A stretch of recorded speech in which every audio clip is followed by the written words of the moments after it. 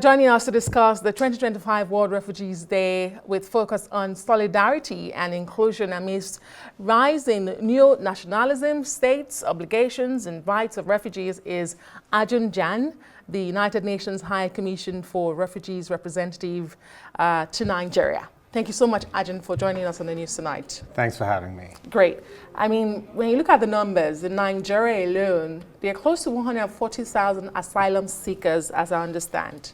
But there are around 5 million Nigerians that are displaced within their own country.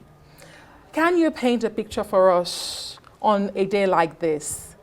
What does it look like to be a refugee in Nigeria? And it does paint a troubling picture to see that we have 5 million displaced in the country.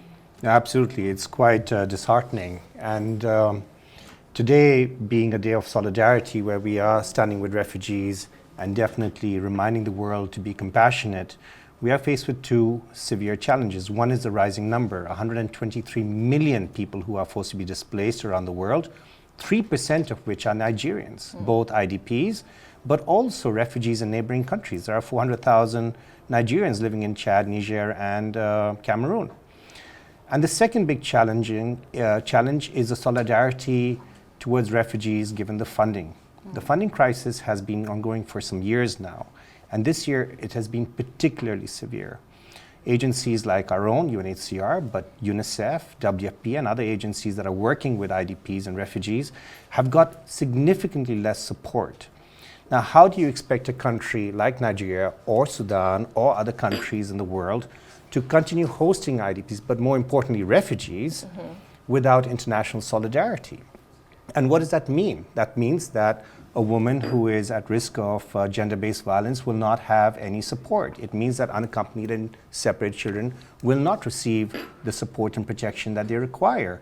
It also means that people with disabilities, elderly, and other people with specific needs will not have any support. So what are we going to be able to do without international solidarity is a question we need to ask. And that's the question I have to ask you right away, Arjun. This does, I imagine, put additional pressure on a country like Nigeria when you say that the international funding is not matching the pace of need. What then do we do? I think when it comes to asylum seekers and refugees from neighboring countries like Cameroon, I think Nigeria sets the gold standard. Nigeria has a very open system. It accepts asylum seekers and refugees. We've not seen Nigeria force any refugee back against their will. We have the refugees who are allowed to work and move freely. And as the First Lady said, they can contribute very, very successfully to the community here. The challenge is with the Nigerian internally displaced numbers. They are growing exponentially. They are not just in the northeast because of the insurgency, but we're seeing a number in the northwest. We're seeing Benue and the Middle Belt also being impacted. And we need to find solutions for our own communities here in Nigeria. And the only solutions we're going to find are Nigerian solutions for Nigeria. So I imagine you speak to internal conflicts like when you mentioned Benue, that we saw over 200 people killed. I imagine you're speaking to solving the security challenges. Is that all it would take? Security is absolutely a critical aspect of it. All the communities that we've spoken with in Benue have said we would like to see better security. But the challenge doesn't just stop there. There are non-kinetic approaches that we need to provide. I have been to villages that has no clean water. I have been to places where the schooling system is ramshacked. I've seen primary healthcare systems that really need support. So it's not just the displaced communities, but it's also the host communities.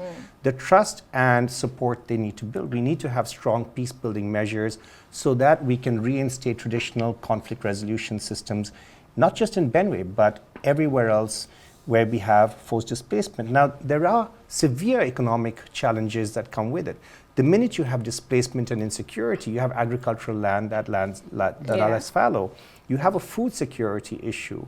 Last year, during the peak of the lean season, UNICEF spoke about 100 children dying of malnutrition in Nigeria every hour.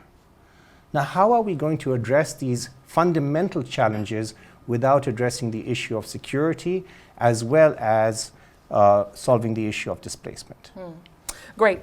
So let's talk about durable solutions now in practical terms, because there has to be resettlement. I mean, Right. internally displaced camps cannot be permanent settlement or housing for people who have left their ancestral homes and lives and livelihoods, you know. So let's talk about resettlement, local integration, or voluntary return.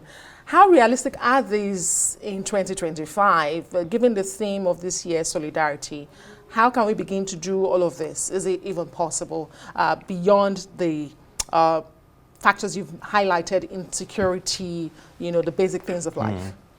Well, globally, we've had a big challenge. The numbers of displaced community has doubled over the past decade. It's 123 million right now. It was just half 10 years ago, and we thought those numbers were big. So clearly, solutions is the big challenge that we need to unlock. Yeah. When there is conflict and ongoing conflict and no solutions, political will and solutions and peace, people are not going to go back. We are seeing large numbers of people going back to Syria, despite the fact that it's not altogether safe there, but people want to go back home, right? 60 to 70% of all displaced people live in neighboring countries, in developing countries. The real challenge is in those countries and their right to go back. In Nigeria, the real challenge is for internally displaced people to go back home. And without peace and security, they're not going to do that. So what are we going to do about that? When we talk to refugees, they say, we want to go back home, but in the absence of return, give us a decent job. Give us some way where we can live in dignity, where we don't have to depend on your handouts. And that is what we need to unlock. Now, in unlocking that, we need the private sector to engage. We need the government to engage. And we ourselves, as a humanitarian community and development partners, need to engage collectively. Are there specific roles that these stakeholders can play? Or is it just money? When you call on the private sector, what should they bring on board? And the role of the Nigerian government beyond providing, I mean, it's the rights to life, rights to safety, beyond providing all of that, how do they play their role? It's an important issue that we need to unlock. Let me give you illustrate an example. In Katsina, the governor approached us and said, we have displaced communities, what can you do to help us solve it? The governor didn't give us, but the governor allocated around 700 hectares of land. Okay. That land is being divided into a hectare each and provided to a community that has been displaced, a family that's been displaced, and they would cultivate on that. Now, we need a value chain, we need training, we need all sorts of inputs. And that's where we have Tropical General Investment, the biggest rice producer in the country, coming in providing that support. Once that support is provided, the IDPs get some support and they can earn a livelihood. But that's not enough because they only farm during the wet season. Yeah. We need to multiply that effect. And so we need to have irrigation systems built in. But we can't set up irrigation systems without power, and there's no power available. So we need to set up solar systems. So effectively, there is a whole set of problems that we need to unlock in order to find solutions. But the private sector is absolutely critical in maintaining jobs. The government is absolutely critical in supporting that process, and we are here to facilitate that process. It does look like a basket of cases, and I wonder if there's any reprieve coming anytime soon for displaced persons and refugees or asylum seekers in Nigeria. I mean, how soon, how quick do you think that we can begin to see resettlement, voluntary return, you know, and these numbers reversing? How soon do you think, is it even possible? It'll depend on a case-to-case basis, but I think we're making some headway in Benue. Despite the conflict that we're seeing, despite the displacement we're seeing, we are also seeing communities return. Okay. We're seeing communities being relocated, and a number of UN agencies are working towards that.